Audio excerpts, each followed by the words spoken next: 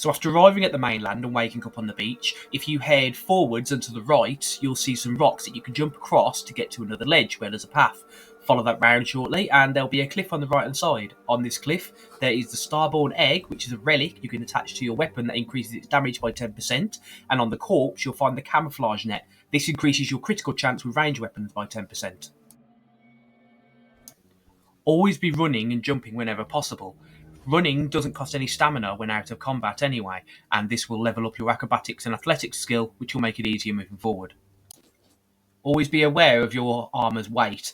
At heavy equip load, you will be moving at 90% normal speed. At medium, 100% as standard, and at light equip load, you will move at 120% standard speed.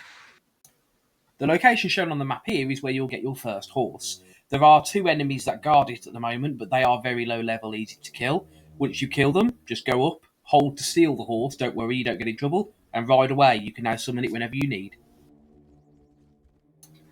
When you first arrive at the main stronghold of the first area, the Horns of the South Fort, you will be tempted to go round and steal everything that's not held down. I was as well. Now, at first, you'll see that everything's listed as stolen.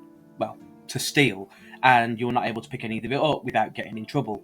Now, that's very easy to remedy. All you have to do is go to the main man at the back, Vargas, speak to him, go through his first non-skippable conversation, and as soon as you get the option to leave, do so. And now, apart from vendors' items at their stalls and stuff around Vargas himself, you can now pick everything up without it being stealing.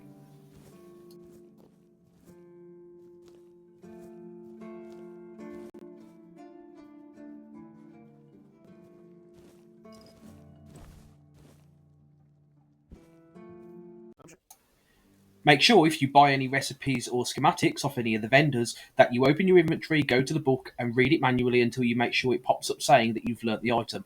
I've mistakenly sold these in the past without actually learning the item inside.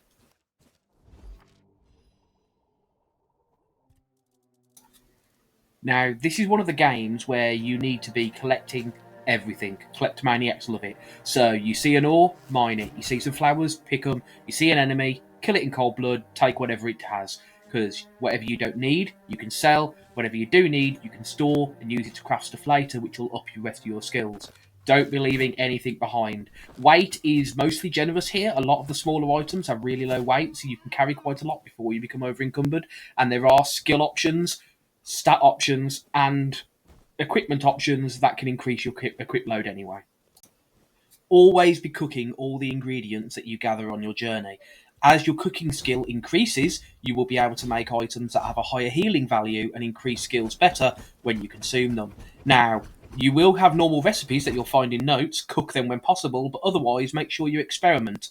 Holding E, and you can just craft loads of these at once. If you manage to randomly get them in the correct order, you will find new recipes that you will then have available to you in the recipe menu.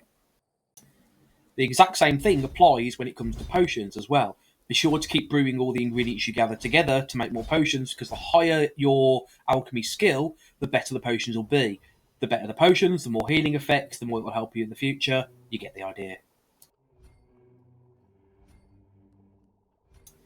The final one in the trio is the workbench in the smithing area. You want to be crafting leather and broken arrows and stuff when you first begin, and as you get more recipes, start crafting as many items as you can. This will increase your handicrafting level, which, when crafting armours, you will have a better chance of producing a much better item in the end. With all this picking up and crafting, you might be worried that you might have quite a surplus of items in your inventory weighing you down. This won't be the case. You do have a stash, store everything you can in there. Any items in the stash will be available anywhere in the world when you cook, craft at a bench, or do alchemy. At night, if you kill things, you might come across an unidentified item in their inventory. Now, to identify these, you need to put down a campfire, fuel it using some ethereal cobwebs, and then go into the Identify tab. Inside there, you can spend additional ethereal cobwebs to find out what the contents of the loot is. It can be multiple items, depending on the quality of it. These can be +1, +2 swords, and other really good items. Say you've just found a brand new weapon. It's got a strength requirement out of your range, but you do have the skill points to do it if only you had them back, because you've spec'd into range instead. Don't worry, you automatically start the game with 2 reset skill point potions anyway. So down one of these, and you'll be able to put down a campfire, level up, spec into whatever you need if you want to now use a heavy weapon, and go on your way having fun. Now, just in case you've used both these potions already and know what you're doing, but now you need more, if you go to the doctor in the fort, he always will have one for sale. If you've already bought it off him recently, wait a few days and it will respawn. It's recommended with this game to actually be quite versatile in the way you attack. Use range, use two-handed weapons, dual-wield swords, use some magic. It's useful and quite easy during combat to get overwhelmed, so having this versatility will help you get out of some sticky situations. Yes, each individual item has its own skill, and the level of that skill will make you deal more damage, so you might want to feel compelled to go, oh, I just want to use two-handed weapons because they deal the most damage for me at the moment.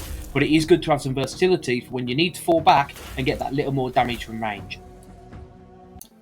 A helpful little tip if you want to train your combat skills is when you're in the fort, go to the back to the training area and there'll be this archery range target. Now, shooting it with your bow will obviously increase your archery level. However, for some reason, if you go up to it and start attacking it with swords or two-handed weapons, any melee weapon, it will also level up that skill. Unfortunately, it doesn't work with magic, but it's still useful to have that there. I don't know if it'll be there in the full release, though. It's advisable in this game to explore every nook and cranny you can. You never know what you're going to find. Take the case of this video here. I actually was only randomly exploring the Horns of the South Fort, and in one of the turrets around the corner where I hadn't been led to by any quest yet, I found a locked box. So I quickly went into Sneak, unlocked it, and I got the Boots of Roots. All fun alliteration aside, these are actually really good boots for the early game. When worn, if you hit an enemy with any sort of attack, they will be rooted in place for 2 seconds. In these kinds of games, some people like to just play straight ahead and they don't want to talk to every little NPC or anything. However, in this game, there is a lot of lore and a lot of use in talking to people. Quests are one of the best ways to get XP and level up to progress. Now, there are a lot of people, there's no quest markers, but speaking to everyone, every now and then you'll get an orange dialogue marker. That's a quest starter. Some people don't even have that. So it makes sense. Any named NPC, give them a chat. You don't even have to read it, blast through, and 9 times out of 10, you'll probably come out with a quest. A good little tip early on is to do the deer shrine. It's the nearest shrine to the fort, and all it requires is 3 deer antlers. This will increase your movement speed by 10%, which is quite significant when you consider how much movement and walking around you'll be doing, by using your horse, of course. Now, deers are everywhere, especially in the starting area. When you want them, they'll probably be nowhere, but either way, some you'll kill them after spending 20 minutes trying to find one, and they won't even have the antlers on them. But persist, you'll get the antlers. It's not hard to do at the start, and eventually return to the shrine, and you'll be able to get yourself that plus 10% movement speed, which is a permanent buff going forward.